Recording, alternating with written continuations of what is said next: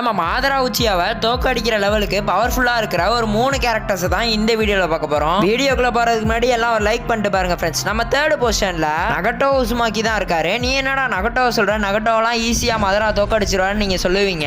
ஆனா எனக்கு தெரிஞ்சு நம்ம ரினேகன் வச்சிருக்கேன் நாகட்டோ பாத்தீங்கன்னா மதராவை தோக்கடிக்க அதிக சான்ஸ் இருக்குன்னு தான் நான் சொல்லுவேன். ஏன்னா அவனால 6 path ஆஃப் பெயினி கண்ட்ரோல் பண்ண முடியும். அது மட்டும் இல்லாம நிறைய சமன்ஸும் அவனால பண்ண முடியும். நம்ம செகண்ட் பொசிஷன்ல ஒபிட்டோ உச்சியா தான் இருக்காரு. நம்ம டென்டைல்ஸ் ஃபார்ம்ல இருக்க ஒபிட்டோவால ஈஸியாவே மதராவை தோக்கடிக்க முடியும் தான் நான் சொல்லுவேன். இது மட்டும் இல்லாம காமியுங்கிற எபிலிட்டியுமே நம்ம ஒபிட்டோவால யூஸ் பண்ண முடியும். நம்ம ஃபர்ஸ்ட் பொசிஷன்ல மினாட்டோ நமிகாசே தான் இருக்காரு. இப்போ நான் சொன்ன கேரக்டர்ல நம்ம மதராவை இன்னும் கொஞ்சம் ஈஸியா தோக்கடிக்கிற ஒரே கேரக்டர்னா அது நம்ம மினாட்டோ தான். நம்ம பிரைம் ஃபார்ம்ல இருக்க மினாட்டோ மட்டும் 4th கிரேட் நிஞ்சா வர போய் இறங்கியிருந்தாருன்னா 2 எபிசோட்ல 4th கிரேட் நிஞ்சா வரை முடிஞ்சிருக்கும்.